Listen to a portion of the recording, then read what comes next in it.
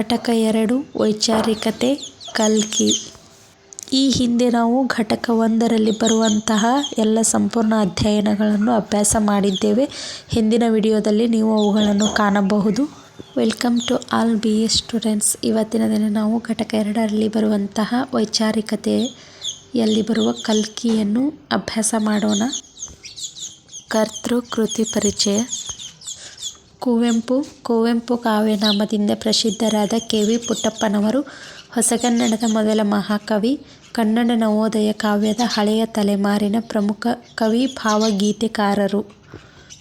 1904 December 29ರಂದು Shivamogga ಜಿಲ್ಲೆಯ ತೀರ್ಥಹಳ್ಳಿ ತಾಲೂಕಿನ ಕುಪ್ಪಳ್ಳಿಯಲ್ಲಿ ಕುವೆಂಪು ಅವರು ಜನಿಸಿದರು. ಇವರ ತಂದೆ ವೆಂಕಟಪ್ಪ, ತಾಯಿ ಸೀತಮ್ಮ. ಕುವೆಂಪು ಅವರ ಪೂರ್ಣ ಹೆಸರು ಕೊಪ್ಪಳ ವೆಂಕಟಪ್ಪ ಪುಟ್ಟಪ್ಪ. ಕುವೆಂಪು ಅವರು ಮಹಾರಾಜ ಕಾಲೇಜಿನಲ್ಲಿ ಕನ್ನಡ ಪ್ರಾಧ್ಯಾಪಕರಾಗಿ, ಪ್ರಾಚಾರ್ಯರಾಗಿ, ವಿಭಾಗದ ಮುಖ್ಯಸ್ಥರಾಗಿ, ಮೈಸೂರು ವಿಶ್ವವಿದ್ಯಾನಿಲಯದ ಕುಲಪತಿಗಳಾಗಿ ಕಾರ್ಯನಿರ್ವಹಿಸಿ ನಿವೃತ್ತರಾದವರು.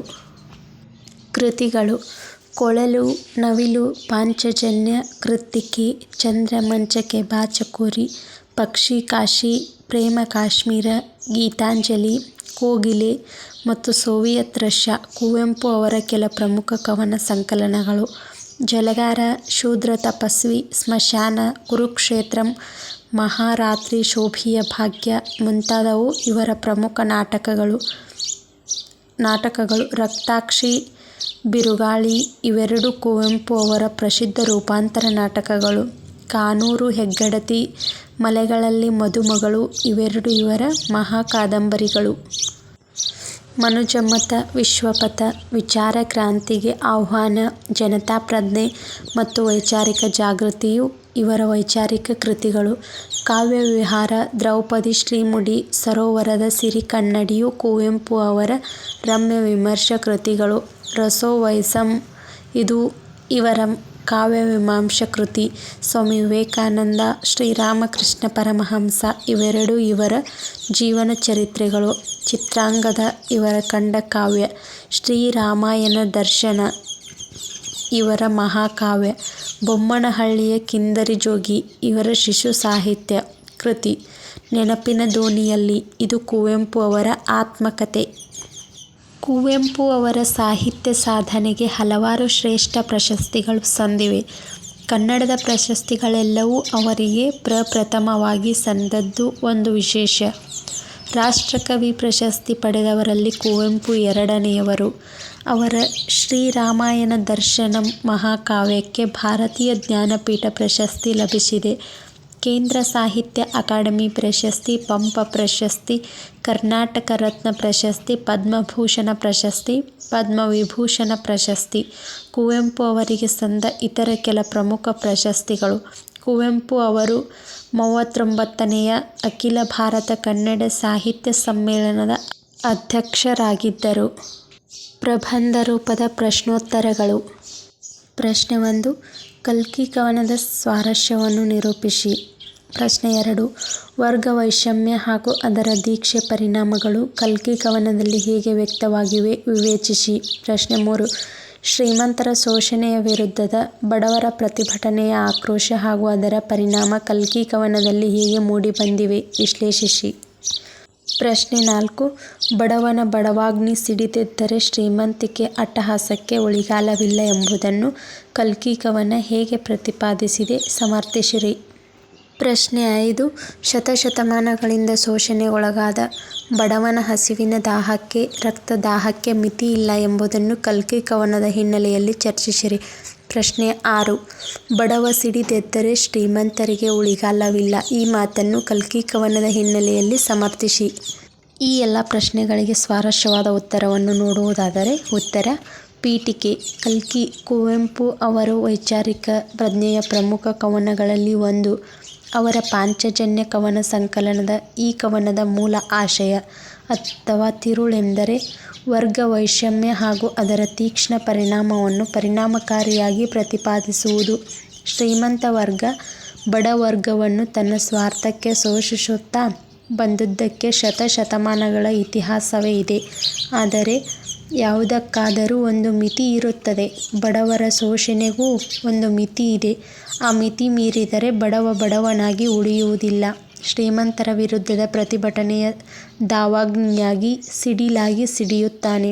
ಆಗ ಅಸ್ತಿತ್ವದಲ್ಲಿರುವ ಯಾವೊಂದು ವ್ಯವಸ್ಥೆಯೂ ಉಳಿಯುವುದಿಲ್ಲ. ವಿಷಯ: ಬಡವನ ಕಲ್ಕಿ ರೂಪದ ರಕ್ತದಾಹಕ್ಕೆ ಸರ್ವವೂ ನಾಶವಾಗುವುದು ಖಚಿತ ಎಂಬುದನ್ನು ಈ ಕವನ ಅತ್ಯಂತ ಪರಿಣಾಮಕಾರಿಯಾಗಿ ಪ್ರತಿಪಾದಿಸಿದೆ. ಕವಿ ಎದ್ದೆಯ ಲೋಕದಲ್ಲಿ ಕನಸಿದ ಬೀದಿಗುಂಟ ತಿರುಗುತ್ತಾ ತೊಳಲುತ್ತಾ ಹಾದಿ ತಪ್ಪುತ್ತಾನೆ. ಮುಂದೆ ವಿಸ್ತಾರವಾದ ಅನಂತ ಅರಣ್ಯವೊಂದು ಕಾಣಿಸುತ್ತದೆ. ಹೆಮ್ಮರಗಳು, ಕಿಕ್ಕಿರಿದ ಬಳ್ಳಿಗಳು, ಬಿಡುವಿಲ್ಲದೆ ಹೆಣೆದ ಮುಳ್ಳಿನ ಪೊದೆಗಳು, ಗರಗಸ ಬಳ್ಳಿಗಳು, ಪ್ರೇತದಂತೆ ಹಬ್ಬಿದ ಅರಣ್ಯವದು. ಕವಿ ಆ ಅರಣ್ಯದಲ್ಲಿ ಆ ಕನಸಿನ ಹೆಗ್ಗಾಡಿನಲ್ಲಿ ನುಗ್ಗುತ್ತಾನೆ. ಅಲ್ಲಿದ್ದುದು ಬೆಳಕು ಅಲ್ಲ, ಕತ್ತಲೂ ಅಲ್ಲ. ಅಲ್ಲಿದ್ದುದು ಬೆಳಕೋ ಕತ್ತಲೋ ಶಿವನೇ ಬಲ್ಲ. ಆ ಘೋರ ಕಾನನದಲ್ಲಿ ಭೀತಿಯ ಛಾಯೆ ಪ್ರೇತಗಳಂತೆ ಸುಳಿದಾಡುತ್ತಿತ್ತು.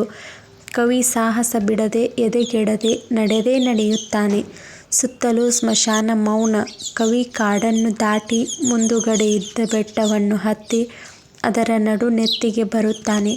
ಕವಿ ಅಲ್ಲಿ ನಿಂತು ನೋಡುತ್ತಾನೆ. ಯಾವುದೋ ಒಂದು ಬರೀ ಮಾಯದ ಊರು.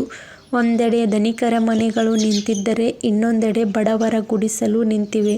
ಧನಿಕರ ಮನೆಗಳಲ್ಲಿ ಜ್ಯೋತಿಯ ಮಣಿ ದೀಪಗಳು ಬೆಳಗುತ್ತಿದ್ದರೆ ಬಡವರ ಗುಡಿಸಲಲ್ಲಿ ಕತ್ತಲು ಕಗ್ಗತ್ತಲು ಆವರಿಸಿತ್ತು. ಧನಿಕರ ಮನೆಗಳಿಂದ ಹಾಡಿನ ನುಣ್ಣನೆ ಕೇಳಿ ಬರುತ್ತಿದ್ದರೆ ಬಡವರ ಗುಡಿಸಲಲ್ಲಿ ಗೋಳಿನ ನಿಳ್ವಣಿ ಕೇಳಿ ಬರುತ್ತದೆ. ಧನಿಕರ ಮನೆಗಳಲ್ಲಿ ಕೂಳನ್ನು ಹೆಮ್ಮೆಗೆ ಬೀಸಾಡುತ್ತಿದ್ದರೆ ಬಡವರ ಗುಡಿಸಲಲ್ಲಿ ಹೊಟ್ಟೆಗಿಲ್ಲದೆ ಕೊರಗುತ್ತಿದ್ದಾರೆ. ಆ ಕಡೆ ಉದ್ಯಾನವಾದರೆ ಈ ಕಡೆ ಸ್ಮಶಾನ. ಧನಿಕರ ಮನೆಗಳಲ್ಲಿ ಪೀತಾಂಬರವನ್ನು ಉಡುತ್ತಿದ್ದರೆ ಬಡವರ ಗುಡಿಸಲಲ್ಲಿ ಕೌಪೀನಕ್ಕೆ ಚಿಂದಿಯೂ ಸಿಗುತ್ತಿಲ್ಲ. ಕವಿ ನೋಡುತ್ತಿದ್ದಂತೆಯೇ ಬೆಚ್ಚಿ ಬೀಳುತ್ತಾನೆ. ಬಡಬಗ್ಗರ ಹೊಟ್ಟೆಯ ಬೆಂಕಿ ಎದ್ದು ಗುಡಿಸಲುಗಳಿಗೆ ಆ ಬೆಂಕಿ ಬಿದ್ದು ಧಗ ಧಗ ಧಗ ಧಗ ಹೊತ್ತಿ ಉರಿಯುತ್ತದೆ. ಭುಗಿಲೆನ್ನುತ್ತಾ ಮುತ್ತುತ್ತದೆ. ಬಡವರ ಬೆಂಕಿ ಮುಗಿಲು ಬಾನುಗಳವರೆಗೂ, ದಿಕ್ಕುಗಳ ಜುಟ್ಟಿನವರೆಗೂ ನಾಲಿಗೆಯನ್ನು ಚಾಚಿ ಶ್ರೀಮಂತರನ್ನು ಬಾಚಿ ಅಪ್ಪುತ್ತದೆ. ಬಡವರ ಸಿಟ್ಟು ಬರೀ ಸಿಟ್ಟಲ್ಲ, ಅದು ಪಿಶಾಚಿ. ಅದನ್ನು ಕಂಡ ಸಮುದ್ರದ ಬಡಬಾಗ್ನಿಯೇ ಬಾಚಿ ತಲೆ ತಗ್ಗಿಸುತ್ತದೆ. ಸಮುದ್ರದ ತಳದಲ್ಲಿನ ಭೀಕರ ಅಗ್ನಿಯನ್ನು ಮೀರಿದ ಅಗ್ನಿ ಬಡವರ ಹೊಟ್ಟೆ ಕಿಚ್ಚಿನ ಬಡಬಾಗ್ನಿ. ಅಂತೆಯೇ ಅದು ಶ್ರೀಮಂತರ ಸೌದೆಗಳ ನೆತ್ತಿಯನ್ನು ಸುಟ್ಟು ಹಾಕುತ್ತದೆ. ದೂರದ ಗಿರಿಶಿಖರದ ಮೇಲಿದ್ದ ಕವಿಗೂ ಸಹಿತ ಈ ಬೆಂಕಿಯ ಜ್ವಾಲೆ ತಟ್ಟುತ್ತದೆ. ಒಡನೆಯೇ ಹಾಹಾಕಾರ, ಮಕ್ಕಳ ಮರಿಗಳ ಚಿತ್ಕಾರ ಕೇಳಿಸುತ್ತದೆ. ಗರ್ಭಿಣಿ ಸ್ತ್ರೀಯರು, ಬಾಣಂತಿಯರು, ನವವಧುಗಳು, ಶ್ರೀಮಂತೆಯರು, ಹುಡುಗರು, ಮುದುಕರು, ಕುಂಟರು, ಕಿವುಡರು, ಬಡವರ ಗೋಳನ್ನು ಕೇಳದ ಕಿವುಡರು ಅಂದರೆ ಶ್ರೀಮಂತರು, ಹೊಟ್ಟೆಯ ಪಾಡಿಗೆ ಕಾವಿಯನ್ನುಟ್ಟು ಬಡವರ ಹಸಿವಿಗೆ ಮೌಢ್ಯವನ್ನು ಕೊಟ್ಟು ಸುಖ ಸಂಪತ್ತನ್ನು ಕೊಂಡವರು ಮತ್ತು ಮೃಷ್ಟಾನ್ನವನ್ನೇ ಸ್ವಾಮಿಗಳು, ಗುರುಗಳು, ಶಿಷ್ಯರು, ಮನೆಗಳು, ಮಠಗಳು ಎಲ್ಲವೂ ಬಡಬಾಗ್ನಿಯಲ್ಲಿ ಬಡವರ ಬಗ್ಗರ ಜಠರಾಗ್ನಿಯಲ್ಲಿ ಬೆಂದು ಹೋದರು. ಏಕೆಂದರೆ ಬಡವನ ಜಠರಾಗ್ನಿಯೇ ಬಡಬಾಗ್ನಿ. ಬಡವನೇ ಕಲಿಯುಗದ ಅಂತ್ಯದ ಅಂದರೆ ಕೊನೆಯ ಕಲ್ಕಿ. ಅಂತೆಯೇ ಬಡವ ಸಿಡಿದೆದ್ದರೆ ಯಾವುದಕ್ಕೂ ಉಳಿಗಾಲವಿಲ್ಲ. ಕವಿ ಇದೆಲ್ಲವನ್ನು ನೋಡುತ್ತಲೇ ಇದ್ದನು. ಆದರೆ ನೋಡುತ್ತಿದ್ದಂತೆಯೇ ಆ ದೃಶ್ಯ ಕಣ್ಮರೆಯಾಗುತ್ತದೆ. ಈಗ ಕವಿಗೆ ಕಾಣುವುದು ಇನ್ನೊಂದು ಅದ್ಭುತ, ಭೀಕರ, ಭಯಂಕರ ದೃಶ್ಯ. ಕವಿಯ ಕಣ್ಣೆದುರಲ್ಲೀಗ ರಕ್ತದ ಜಲಪಾತ, ಮನುಷ್ಯ ಮಾಂಸದ ನಾತ, ರಕ್ತ ಕಣದ ಮೂಳೆ ಧುಮುಕುತ್ತಲಿದೆ. ಮನುಷ್ಯರ ಆರ್ತಧ್ವನಿ ಹೊರಹೊಮ್ಮುತ್ತಲಿದೆ. ಗಗನವೂ ರಕ್ತ, ಭೂಮಿಯೂ ರಕ್ತ, ನೋಡಿದರೆ ಎತ್ತೆತ್ತಲೂ ರಕ್ತ. ಅಯ್ಯೋ ರಕ್ತ! ಧುಮುಕುವ ರಕ್ತದ ಗಿರಿಜರಿಯಲ್ಲಿ, ಮುಂಗಾರಿನ ಬಿರುಮಳೆಯಲ್ಲಿ ಆಲಿಯ ಕಲ್ಲುಗಳು ಉರುಳುವಂತೆ ಬಂಡೆಗಳಂತೆ ಮನುಷ್ಯರ ರುಂಡಮುಂಡಗಳು ಧುಮುಕುತ್ತಲಿದ್ದವು. ಅವು ಧುಡಮ್ಮನೆ ಬಿದ್ದ ರಭಸಕ್ಕೆ ಬಿಸಿ ನೆತ್ತರು, ಸದ್ದು, ಹಾರುತ್ತಲಿದ್ದವು. ರಕ್ತದ ಹೊಳೆಯಲ್ಲಿ ಸುಂದರಿಯರ ತಲೆ ಮಂಡೆಗಳು, ಶ್ರೀಮಂತರ ನೇಣದುಂಡೆಗಳು, ಪಾಪದ ದೇಹಗಳು, ಪುಣ್ಯದ ದೇಹಗಳು, ಗುಡಿಗೋಪುರಗಳು, ಧರ್ಮದ ದೇಹಗಳು ಕಸಕಡ್ಡಿಯಂತೆ ತೇಲಿ ತೇಲಿ ನುಗ್ಗುತ್ತಿವೆ. ಇದ್ದಕ್ಕಿದ್ದಂತೆ ಅಸ್ಥಿಪಂಜರ ಪ್ರೇತ ಸ್ವರೂಪಿಯಾದ ಮನುಷ್ಯನೊಬ್ಬ ಅಸ್ಥಿಪಂಜರದ ಕುದುರೆಯನ್ನೇರಿ ಕ್ರೌರ್ಯದಲ್ಲಿ ದೂರದಿಂದ ಧಾವಿಸಿ ಬರುತ್ತಾನೆ. ಅವನು ಬೇರಾರೂ ಅಲ್ಲ, ಆತ ಕಲ್ಕಿಯ ಪ್ರೇತ ಸ್ವರೂಪ ತಾಳಿದ ಬಡವ. ಬಡವರ ಬಾಳು, ಬಡವರ ಗೋಳು. ಕವಿ ನೋಡುತ್ತಿದ್ದಂತಲೇ ಕೇಳುತ್ತಲಿದ್ದಂತೆ ಆ ಅಸ್ಥಿಪಂಜರದ ಮನುಷ್ಯ ಹಸಿವೆ ಹಾಹಾ ಎನ್ನುತ್ತಾ ಎಂದು ರಕ್ತ ರಕ್ತ ರಕ್ತ ಎಂದು ತನ್ನ ಅಸ್ಥಿಪಂಜರದ ಕುದುರೆಯೊಡನೆ ನೆತ್ತರ ಹೊಳೆಯಲ್ಲಿ ಧುಮುಕಿದನು. ಪ್ರೇತ ಸ್ವರೂಪದ ಆ ಬಡಕ ರಕ್ತವನ್ನು ಮೊಗೆದು ಕುಡಿದನು. ತಲೆಗಳನ್ನು ತೆಗೆದು ತಿಂದನು. ಎಲುಬಿನ ಕುದುರೆ ಕೆಣಿಯುತ್ತಿತ್ತು. ಅದರ ನಾದ ಬ್ರಹ್ಮವನ್ನು ಅಥವಾ ಬ್ರಹ್ಮಾಂಡವನ್ನು ಬಿರಿಯುವಂತಿತ್ತು. ಎಲುಬಿನ ಮೂರ್ತಿ ಗಹಗಹಿಸುತ್ತಿತ್ತು. ಗುಡುಗಿನ ಮಾಲೆ ಹೊರ ಹೊಮ್ಮುತ್ತಿತ್ತು. ಕುದುರೆಯು ಕುದಿದು ಆಳು ಕುಡಿದು ಶವಗಳನ್ನು ಲರಿಯಾಗಿ ಕಡಿದು ತಿಂದರು. ರಕ್ತದ ಹೊಳೆ ಬತ್ತಿತ್ತು. ಆದರೆ ರಕ್ತದ ದಾಹ ಮಾತ್ರ ತೀರಲೇ ಇಲ್ಲ. ಇನ್ನೂ ದಾಹ. ಹೆಣಗಳು ಮುಗಿದವು. ಆದರೆ ಹಸಿವೆ ಮಾತ್ರ ತೀರಲೇ ಇಲ್ಲ. ಇನ್ನೂ ಹಸಿವು. ಅದು ಅಂತಿಂತಹ ದಾಹವಲ್ಲ, ಹಸಿವೆಯಲ್ಲ. ಅದು ಶತಶತಮಾನಗಳಿಂದಲೂ ಧನಿಕರ ಶೋಷಣೆಗೆ ಬಲಿಯಾಗಿ ಹಸಿವನ್ನೇ ಉಂಡ ಹಸಿವಿನ ದಾಹ. ಅದು ಬಡವರ ಗಂಟಲಿನ ಬೇಗೆಯ ದಾಹ, ಬಡವರ ಹೊಟ್ಟೆಯ ಬೆಂಕಿಯ ಹಸಿವು. ಅಂತೆಯೇ ಹೊಟ್ಟೆ ತುಂಬದು, ರಕ್ತದಾಹ ತೀರದು. ಇದ್ದಕ್ಕಿದ್ದಂತೆ ಕಲ್ಕಿ ಬೆಟ್ಟದ ಮೇಲಿದ್ದ ಕವಿಯನ್ನು ನೋಡಿದ. ಆತ ನೋಡುತ್ತಿದ್ದಂತೆಯೇ ಕವಿ ಕೆಟ್ಟೆ ಅಯ್ಯೋ ಕೆಟ್ಟೆ, ಅಯ್ಯೋ ಬರುತ್ತಲಿದ್ದಾನೆ, ಒಲ್ಲೆ ಎಂದು ಕಂಪಿಸಿ ಬಿದ್ದನು. ಕಲ್ಕಿ ಎನ್ನುತ್ತಾ ಚೀರಿ ಕನಸನ್ನು ಒಡೆದು ಎದ್ದನು. ಹೀಗೆ ಎದ್ದ ಮೇಲೆ ಕವಿಗೆ ಇನ್ನೆಲ್ಲಿಯ ನಿದ್ದೆ? ಉಪಸಂಹಾರ: ಬಡವ ಧನಿಕರ ಶೋಷಣೆಯ ವಿರುದ್ಧ ಪ್ರತಿಭಟನೆಯ ಆಕ್ರೋಶವನ್ನು ತಾಳಿದರೆ ರಕ್ತದಾನ, ಹಸಿವೆ ದಾಹಗಳ ಕಲ್ಕಿಯೇ ಆಗಿಬಿಡುತ್ತಾನೆ.